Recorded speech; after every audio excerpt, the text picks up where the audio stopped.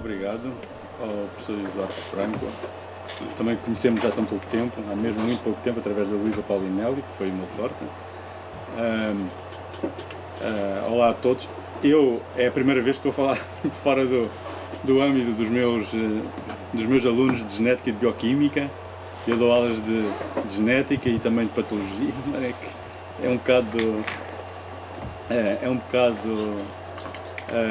é uma grande novidade. No entanto, na Universidade da Madeira eu tenho um laboratório que presta serviço público ao hospital e aos tribunais e às polícias. Portanto, nós somos uma espécie de uma delegação do Instituto de Medicina Legal na Madeira para a parte que diz respeito à genética forense só. E de facto a gente já fez bastantes trabalhos no passado sobre a genética dos portugueses, ou seja, para tentar compreender das nossas linhagens que herdamos dos nossos pais, do nosso pai, da nossa mãe,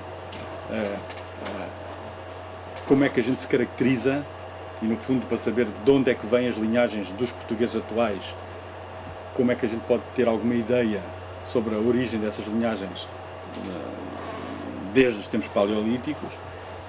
Foram trabalhos que nós já produzimos, o Ipatimudo também produziu alguns, já tem uns bons anos, e surgiu há pouco tempo a ideia de pegarmos no 12 Bastião. E, portanto, foi o meu primeiro contacto com as letras, foi esta ideia nova que surgiu, de tentar resolver a questão do 12 Bastião dos Jerónimos, ou seja, não sei se é o 12 Bastião que está lá, mas a genética forense pode resolver esse assunto, porque se me derem o acesso aos ossos que estão no túmulo designado do Dom Sebastião, eu posso facilmente usar a genética forense, portanto o DNA desses ossos, e compará-los com o pai do Dom Sebastião, que é o príncipe João Manuel, que está ao lado. Portanto, esse a gente sabe que está lá e que é ele, que é o João Manuel, de maneira que é muito fácil nós tentarmos, quer dizer, de vermos com segurança absoluta se se trata ou não de uma relação de pai e filho. E foi a partir daí que eu comecei a tentar ver, bem, aqueles ossos serão ou não serão do Dom Sebastião, porque não vale, se lá não tivessem ossos nenhuns, não valia a pena estar a perder tempo com este negócio. E foi daí, quer dizer, uma ponta vai buscar outra ponta, e depois outra ponta, e depois o trabalho torna-se de tal forma já monstruoso que, mas para mim, muito gratificante, porque é a minha primeira incursão fora das minhas áreas de conforto. De maneira que aquilo que eu vos queria mostrar hoje era o início do meu interesse pelo Sebastião e o início deste trabalho. Toda a gente, nós sabemos, porque aprendemos na escola, que o Dom Sebastião, que morreu em Alcázar Quibira, e por lá ficou. Muita gente acha que não morreu e, portanto, deu-se origem ao mito do sebastianismo. Portanto, um dia ele vai aparecer aí montado no seu cavalo branco, que é outra tontice, porque ele usou 4 cavalos, só um é que era branco. Não percebo porque é que tinha que ser um cavalo branco, mas deve ser porque é bonito imaginar um louro de olhos azuis em cima de um cavalo branco num dia de nevoeiro a aparecer aí para resolver os nossos problemas. No fundo, portanto, o sebastianismo resume-se a isso, seja o Sebastião no cavalo branco ou seja um outro personagem qualquer.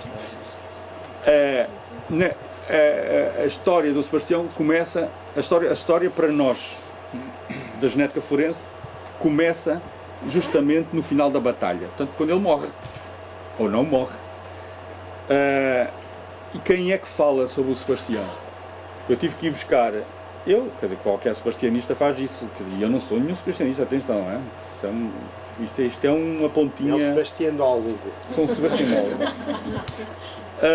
Não há muita gente que nos dê informações concretas sobre o que é que aconteceu naquele dia, neste dia 4 de agosto, numa segunda-feira. Há, efetivamente, algumas pessoas que participaram na batalha e que alguns deles até foram testemunhas oculares da batalha, não da morte do Sebastião, e que escreveram mais tarde, são essas que eu vos pus aqui. Se alguém depois estiver interessado, eu depois posso dar este PowerPoint. Portanto, há várias pessoas e não existe, para além destas, não há mais nada, absolutamente mais nada. Tudo o que se fala de coisas mirabolantes do Sebastião, sobre o S, não é? É tudo fruto da imaginação depois de cada um. Quer dizer, quem escreveu sobre aquele momento foram estes indivíduos. Este Bernardo da Cruz, que era capelão-mor da Armada e, portanto, provavelmente nem sequer estava em Alcácer Quibir, devia estar em Arzila, que era onde estava sediada a Armada. Há este Fernando Góes Loureiro, este que mais tarde acabou por ser abade deste mosteiro de São Martinho de Soalhães. Este foi preso e tudo, portanto este estava lá na batalha. Este Miguel de Andrada também estava na batalha e mais tarde depois escreveu sobre a batalha. Aliás, ele tornou-se um poeta e, portanto, parte dos seus escritos estão em poesia. Depois há este Frei Luís Nieto, também é um estrangeiro, é um espanhol, mas que também esteve na batalha. Todos estes escreveram. Luís de Oxeda e o Jerónimo de Mendonça. Depois há aí um Joaquim de Centelhas, que é um personagem que uns dizem que esteve lá, outros dizem que nem sequer existe, portanto a gente esquece normalmente de Centelhas. Foi uma centelha. Foi uma centelha, exatamente, tal e qual. Ora bem, estas são as nossas fontes, portanto qualquer pessoa que queira estudar a sorte do rei, ou seja, o destino dele, são estas, não tem mais. E aqui o importante era pegar nelas, do ponto de vista até literário, e tentar ver quais são os pontos comuns a umas e outras e, sobretudo, se houve alguns relatos destes que estão aqui que foram beber à mesma fonte. Porque normalmente isso acontece, quer dizer, e vai acontecer com fontes, aquilo que eu chamo as fontes secundárias, que são indivíduos que são coevos, mas que não estiveram na batalha, mas que escreveram sobre ela porque ou leram relatos ou leram panfletos, normalmente panfletos dos outros indivíduos que eu vos mostrei no slide anterior, e portanto, e são uns poucos, estão aqui, eu meti quase os principais, mas valem o que valem, quer dizer, não foram nem testemunhas oculares, nem estiveram lá, e basearam-se normalmente, e depois há aqueles que se basearam em dados falsos, que é engraçado ver, porque nas descrições da batalha há uns que dizem, bom, fulano tal escreveu isto assim assado, mas isto é mentira, porque isto não se passou assim, porque ele foi saber isto do fulano tal. Bom, há este tipo de, tanto, digamos, talvez por isso mesmo é que haja um sebastianismo, quer dizer, por causa de tanta incongruência. Mas as fontes primárias, aquelas fontes coevas que eu essas são realmente pessoas que eu acho que são credíveis. Até o Manuel Gandra diria que eram credíveis, de certeza absoluta. Estas aqui, enfim. Ora, o que é que aconteceu, para vos dar uma ideia, naquele dia, em relação à viagem do Sebastião? Eu pus-vos aqui um mapa. O Sebastião, claro, fez montes de asneiras. Nós temos aquela tendência das duas, uma, ou de dizer que ele é o supra-sumo, que foi a melhor pessoa que apareceu, que é o espírito português, o Quinto Império, hoje, quer dizer, está ali espelhado naquela batalha, etc, etc. E depois há os outros que, ao contrário, falam dele como um demónio, um atrasado mental, um idiota chapado, quer dizer, das coisas piores que aconteceu. Eu acho que ele não foi nada disso, quer dizer, cresceu assim, mas que houve erros na batalha, houve. Uma delas foi ele julgar que ia fazer um passeio para Marrocos e ia para uma batalha tremenda, da qual ele só tinha que perder. De maneira que ele fez esse trajeto que está aí, amarelo, vocês veem que a armada foi de Tânger e sediou-se em Arzila. Toda a gente lhe disse a ele, para ele pegar nos barcos na armada, ir de Arzila para Larache, ali embaixo, que fica a 30 km de Alcácer Quibir. Ele achou que aquilo que era pouco, não era épico, digno, pouco épico, pouco épico, não era digno do exército agora e tomar Larache, porque Larache caía na hora, se lá chegasse, que não era fortificada, Portanto, era facílimo e era logo um golpe psicológico para os mouros. Ele achou que não era, que não, e portanto iam a pé, de Arzila para Alcácer de Quibir, que são 60 km, porque de Arzila para Larache são 30, mais outros 30, eram 60, vamos 50 km. Bom, o resultado, vocês não fazem ideia como é que ele chegou lá, e as fontes, os coevos, descrevem muito bem como é que ele chegou lá. Ele já chegou, o pessoal derrotou completamente, porque estamos em agosto, em Marrocos, no deserto. Ele, na véspera da batalha, teve que matar um dos últimos bois que carregavam os carros, que vinha aquela gente toda. Já não havia nem biscoitos, comida não havia, água não havia no deserto. Quer dizer, ele derrotou, ele próprio derrotou o exército todo. Não podemos, quer dizer, isto não se escapa. E depois teve aquela coisa de realmente, como eu vos disse há pouco, de julgar que ia para um passeio. Só para vocês verem, mais tarde, quando o cardeal Dom Henrique vai pedir para resgatar o corpo de Marrocos, há uma das coisas muito engraçadas que ele diz, é: não se esqueçam de me trazerem o escritório do rei. Ele levou tudo, toda a biblioteca, ele levou tudo, como se tivesse mudado de casa. Quer dizer, toda a correspondência do reino, quer dizer, foi tudo para lá. Vocês, só para vos darem só vamos dar um exemplo, o Duque de Barcelos, só o Duque de Barcelos levou 14 tendas. As tendas levou 14 tendas que iam nas carroças. Só ele, quer dizer, a nobreza foi toda para lá. E grande parte dela morreu toda lá. Vocês têm as descrições que eles levavam, as plumas, os ouros, os anéis. Aquilo era. Eles nunca tinham estado numa guerra antes, quer dizer, não faziam a mínima ideia. Quando o Duque de Alba lhe disse a ele: o senhor dê-me a mim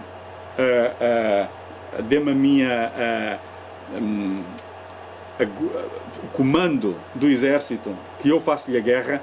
Ele disse que nem pensar, e ele que nunca tinha feito guerra na vida, não é? A não ser com os touros e com os porcos, que era uma daquilo que ele gostava de fazer, era mesmo andar atrás dos porcos, né, nas corridas de porcos e dos touros. Isso ele sabia fazer muito bem, mas não comandar um exército contra um poderio tão grande como era o do... E ele não conseguia dar ouvidos aos conselheiros. Ele não dava nada. Aliás, é muito engraçado ver alguns dos coevos, como por exemplo o Bernardo da Cruz. Porque ele diz que se alguém o contrariava, ele fazia fuças. Até as expressões que ele às vezes usa são muito engraçadas. Ele fuçava. Quer dizer, eu estou a imaginá-lo realmente de trombas, cada vez que lhe diz: o senhor está a fazer isto mal. E os conselheiros já dizem, por exemplo, no dia antes da batalha, tinham avisado que era melhor ele investir primeiro, porque os mouros naquele momento, dia 3, ainda não estavam preparados, ou não se tinham ainda colocado em posse. E ele diz: quem manda sou eu é que dou a ordem, e se os senhores não querem estar aqui, vão-se embora. Mas isto dito por ele com testemunhas. Portanto, quer dizer, um indivíduo que, quer dizer, ninguém ia contrariá-lo, porque ele não era contrariável, quer dizer, E depois a batalha caiu para o torto, porque na altura em que se dá a batalha, cada um fez o que quis e o que lhes apeteceu. Bom, o terço dos alemães quis ir na frente, queria chegar primeiro aos mouros, saiu antes do grito, antes da ordem. Os outros traziam as mulheres, as crianças, porque mulheres, crianças, foi tudo para a guerra. Foi tudo para a guerra. A imagem que está ali em cima é a única imagem que foi feita pelo Miguel de Andrada, que é um dos tais coevos do primeiro slide. Portanto, esse ao menos viu. E ele próprio diz: há outros que escrevem que estavam não sei quantos canhões, mas não estavam 30 canhões, não estavam 40. Quer dizer, este Miguel de Andrada é realmente muito preciso.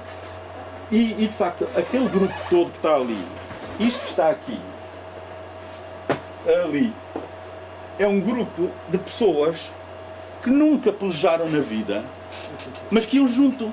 que eram as mulheres, eram os padeiros, eram os cozinheiros, cada casa nobiliar levava os seus pajens, iam cantores, ou iam trovadores, melhor dizendo, quer dizer, vocês estão a ver o que é um exército destes, bem.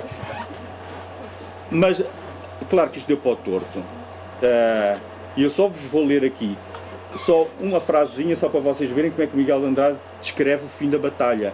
Ele diz: e tudo gritos e lamentos, mortos em cima de vivos, e vivos de mortos, todos feitos pedaços, cristãos e mouros abraçados, chorando e morrendo, uns sob a artilharia, outros braços e tripas arrastando, debaixo de cavalos e em cima espedaçados, e tudo muito mais do que já vos posso dizer, porque aperta comigo a dor na lembrança do que passei. Isto foi horrível. Deve ter sido verdadeiramente horrível. Claro que os amigos do Sebastião, Cristóvão de Tavra, todos esses morreram tudo ali, não é? O resto foi tudo feito, foram todos escravos, feitos escravos. Este Miguel de Andrada também foi escravo. Ele diz: o meu senhor comprou-me por não sei quantos, ou outro moro que me tinha resgatado do campo. Tá bom. De qualquer forma, é bastante interessante. Agora, destes coevos, existem de facto incongruências sobre o momento da morte do Sebastião. E esta história toda de sujou a sucessão do Sebastião Monção vem toda de um momento muito preciso, que é o final do dia da batalha e a manhã do dia seguinte, em que o Muley Hamed, que é o novo xerife que ganha, portanto, a guerra, manda irem buscar o corpo do rei, porque o corpo do rei é um corpo valioso. Não. Se estivesse morto ao vivo, é sempre um corpo valioso, que é para fazer o resgate de um rei, ele ia ter aí benefícios, quer dizer, altíssimos. Acabou por dar o corpo, e ele fez bem em dá-lo, porque o Filipe II mandou dar o corpo, e ele, como tinha, os turcos estavam ali à porta, estavam na Tunísia, portanto, os turcos nesta altura estavam com uma expansão absolutamente fenomenal, e portanto, quer dizer, os mouros estavam ali encurralados, os turcos de um lado, Filipe II na Península Ibérica, mais vale estar bem com o tio, quer dizer, com o Filipe II, porque com os turcos eu não sei o que é que me vai acontecer.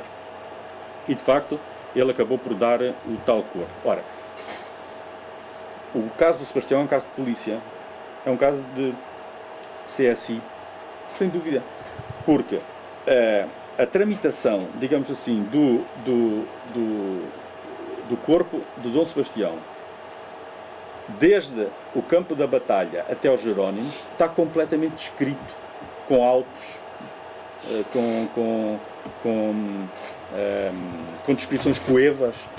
Aí não há problema nenhum. O problema está em saber se de facto aquele indivíduo que foram buscar ao campo da batalha, se era ou se não era Dom Sebastião.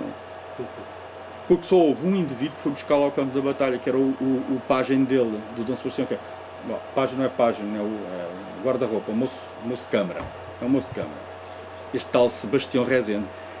Tudo depende do Sebastião Rezende. O Sebastião Rezende é que disse: eu reconheci o meu rei, eu sei onde ele está, e então o Muley Hamed diz-lhe: então vais com a minha tropa, vais buscar o teu rei e trá-lo aqui. E ele foi e trouxe-o.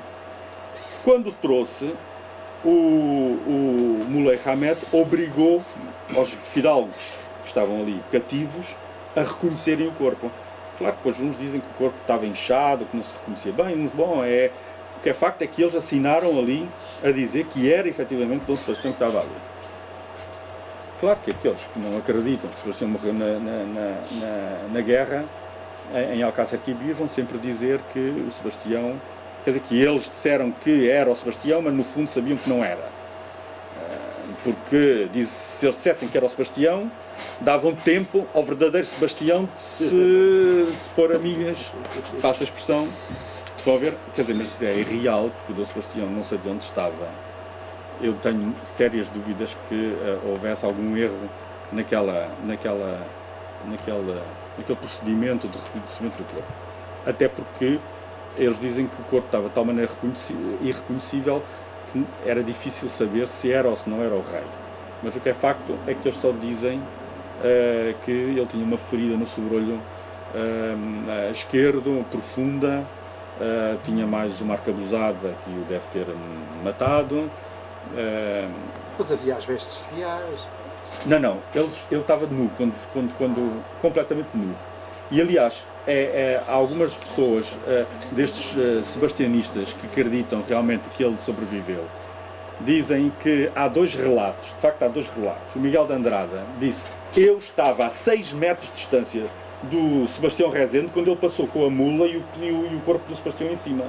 Portanto, quando o Sebastião vai ao campo buscar o rei e o traz à presença do xerife, ele passa a 6 metros de distância de Miguel Andrade. Miguel Andrade, eu vi o corpo, ia em cima tombado em cima de uma mula, e o Sebastião Rezende, que era o tal moço de Câmara, passou a 6 metros de mim.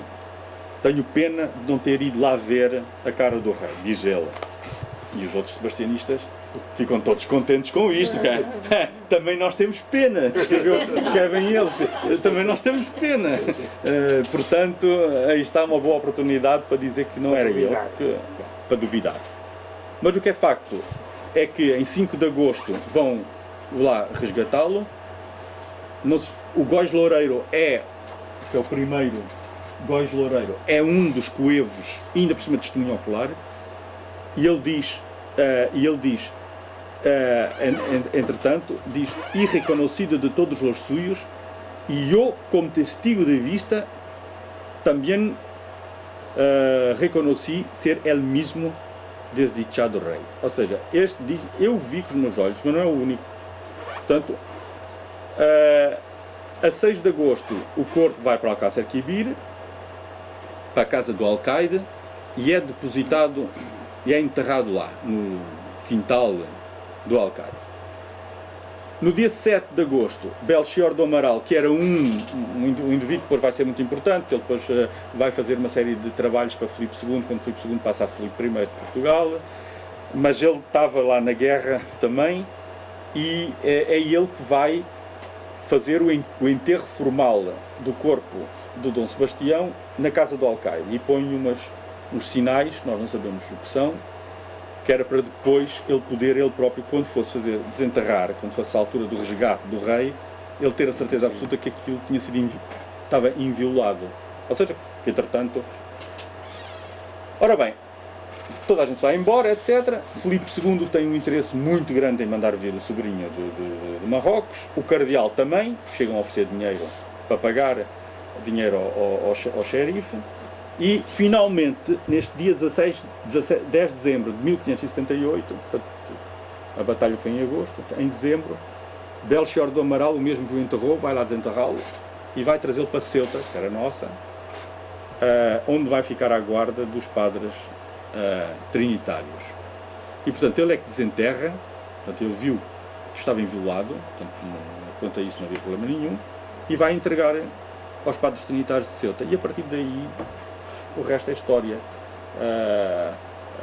Em agosto de 1582, por ordens de Filipe II e do cardeal, o corpo vai ser trasladado de Ceuta para Faro, e depois vem em procissão solene de Faro, vai para Elvas, e de Elvas depois vem para os Jerónimos, onde chega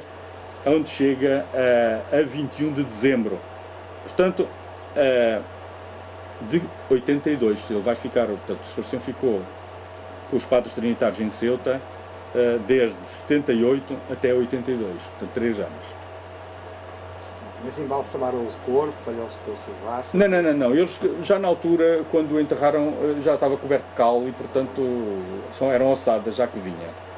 Portanto, para nós da genética, a cal é ótima, porque temos a certeza absoluta que os ossos foram preservados e não vamos ter problemas se chegarmos a abrir o túmulo e a fazer a análise que a gente quer fazer.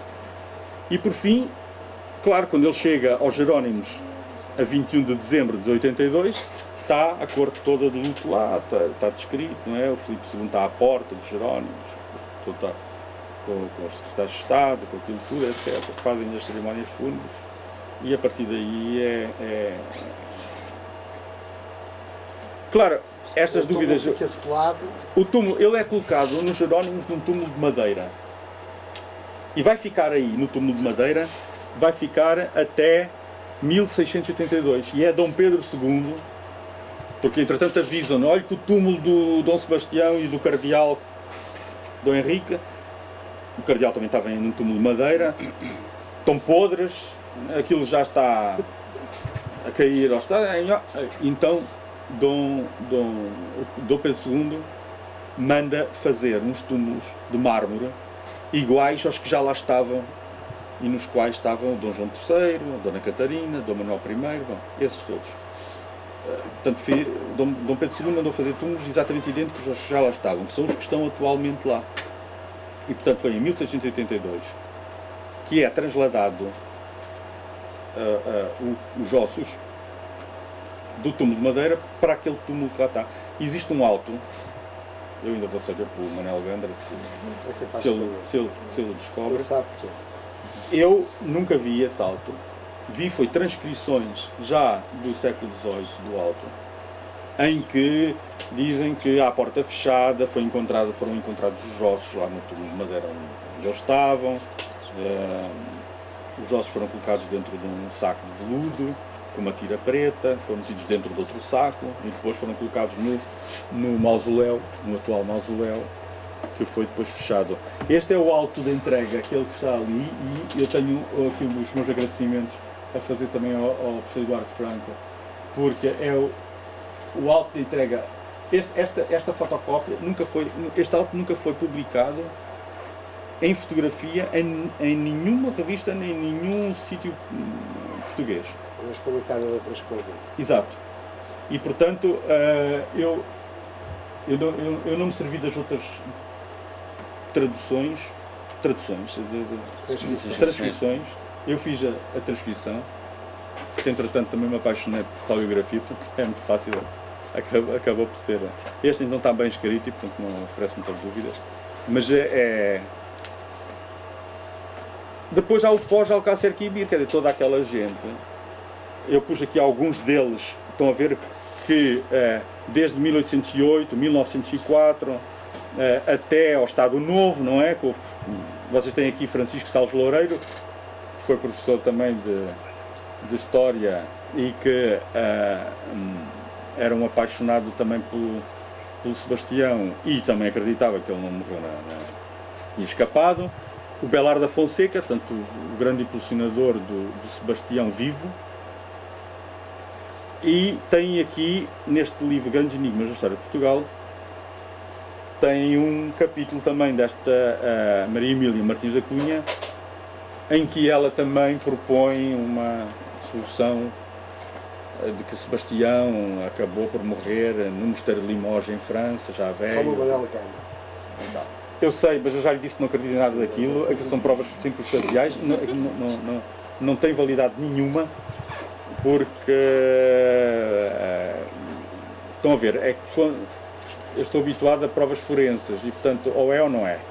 Portanto, quando se diz, mas estava ali uma medalha naquele túmulo, uma medalha a dizer Sebastianus Rex, Portugal, etc.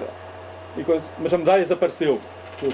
Quer dizer, desapareceram os ossos, não há ossos lá. Desapareceu a medalha, também não há. Quer dizer, o que há é um túmulo escavado de granito onde dizem que estava lá a medalha. Estava lá. Não é, eu não acredito, acho que, eu até vos vou ser franco, eu, como geneticista, eu vou de mente totalmente aberta em relação às ossadas que estão lá as ossadas, no Mosteiro dos Jerónimos. Mas eu, pessoalmente, a minha faceta, digamos assim, pessoal, é que eu acredito piamente que são mesmo as ossadas do homem que estão lá. Quer dizer, que não houve aqui nada de... Não é trafelice. Não houve trafelice. Mas, claro, pode ser... Tem aqui este Gago de Medeiros, que foi o último que fez o... Estão a ver a estrutura tumular dos Jerónimos? Nós já lá tivemos.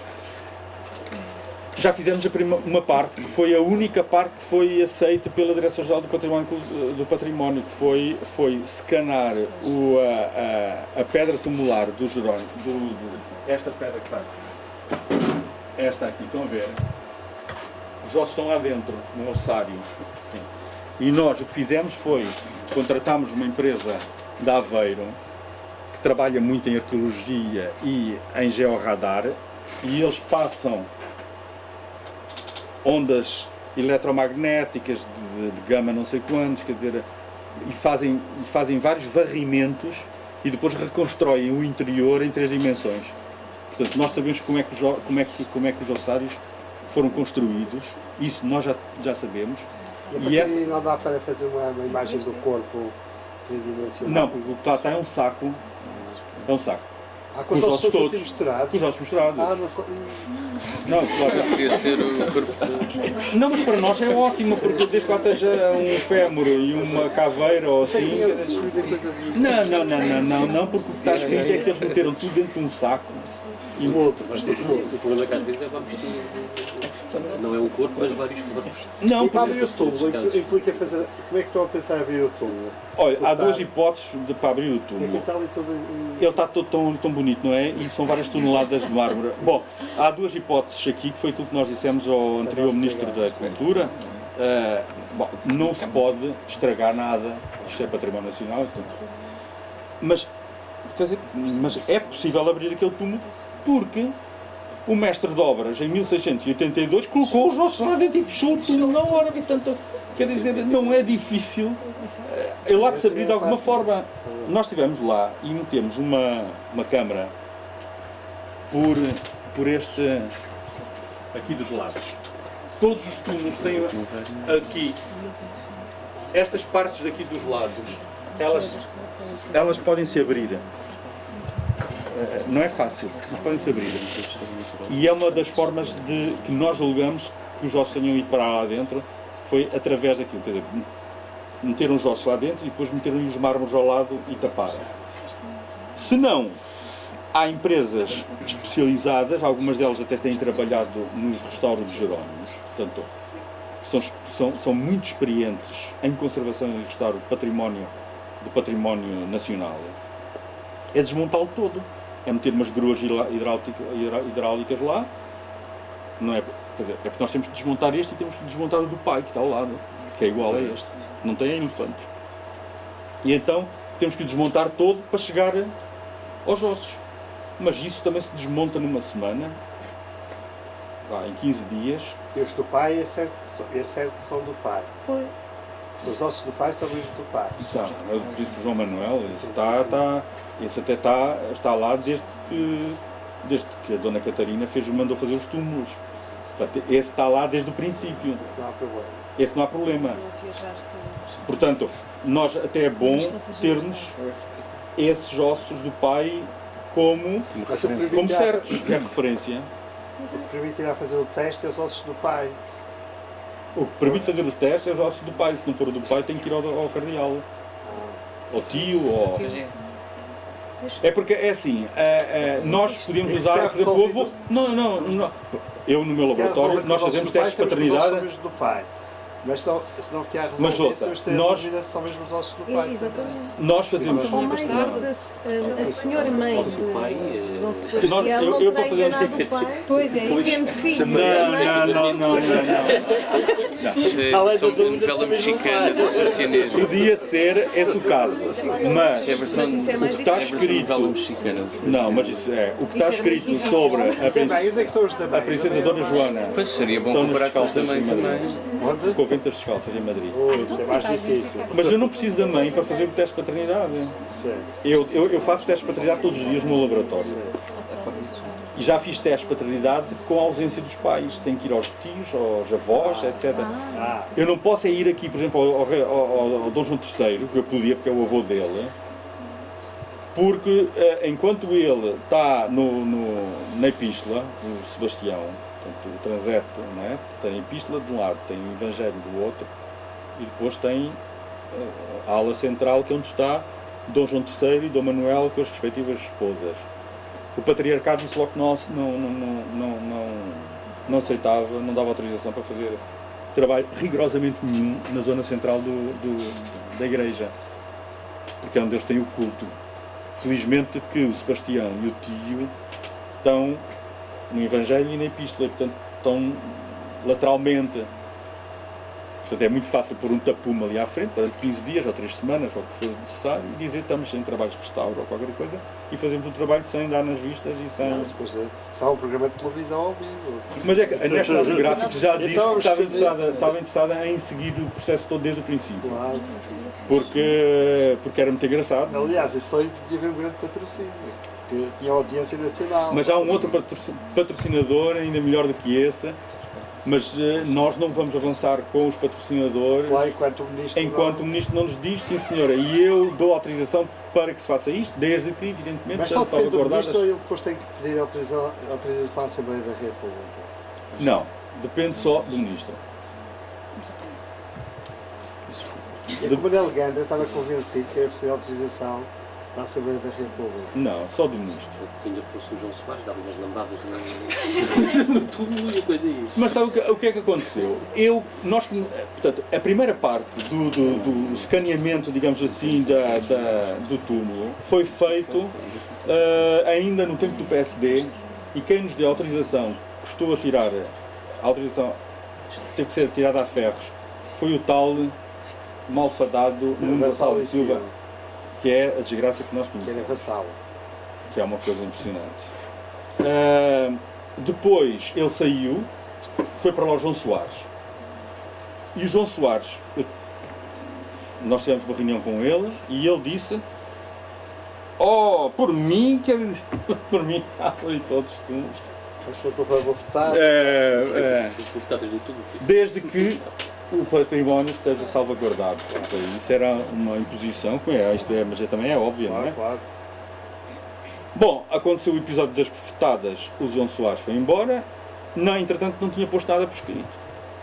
Resultado, vai para lá este, e nós já estamos há meses à espera que ele se digne receber-nos para nós explicarmos o que é que queremos fazer, e não há maneira. Vamos ver se no dia 29. E não há maneira, quer dizer, é uma Muito coisa bem. E agora queremos falar muito assim sobre os dramas do casamento de Dom Sebastião, que eu tenho estudado.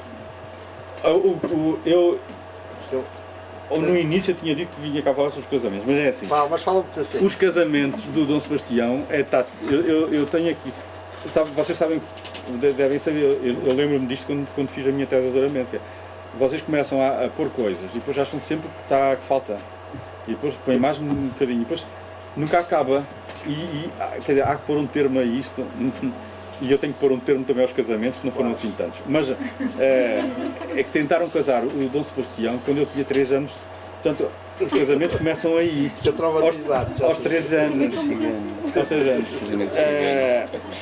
E vocês não queiram saber as trocas que houve com os casamentos. Quer dizer, os casamentos do Dom Sebastião, na realidade, foram estavam em jogo ali 3 mulheres. Uma era a Margarida de Valois, que toda a gente, vocês conhecem bem por aquela série da televisão que é o da Rainha Margot.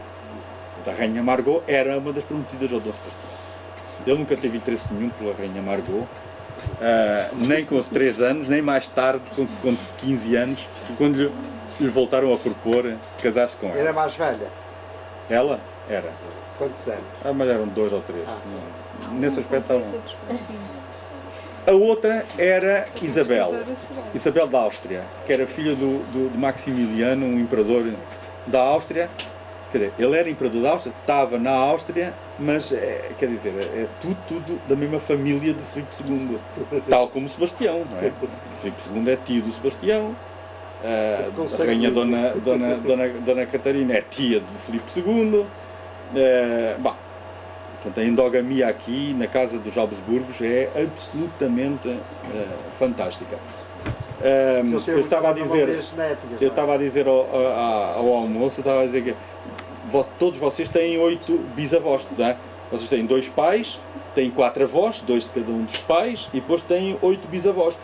Naturalmente o Sebastião só tinha 4, porque entretanto eles estavam casados todos, os mesmos estavam casados, portanto em vez de ter 8 bisavós, ele só tinha 4 bisavós. E se vocês veem as fotografias de toda aquela gente, do imperador Maximiliano, das mulheres, todos eles têm uma face que é típica do Sebastião. Eu não tenho aqui nenhuma imagem, mas vocês depois o Sebastião tem o lábio pendente, aliás, era uma das coisas que todos os historiadores falam do lábio pendente. Aí vem o homem que devia de estar aqui a falar sobre o Sebastião. Boa tarde. António Branco. Tá bom. Eu estava à espera lá fora, peço desculpa de interromper. Não, eu já tinha Acaba terminado de estar a aqui. falar, acaba. Tudo normal. Não, é que a ideia que uma pessoa fica, quer dizer, daquelas trocas, igual trocas, com as supostas parceiras para o Sebastião, é uma pessoa fica com a ideia de que Faz feição.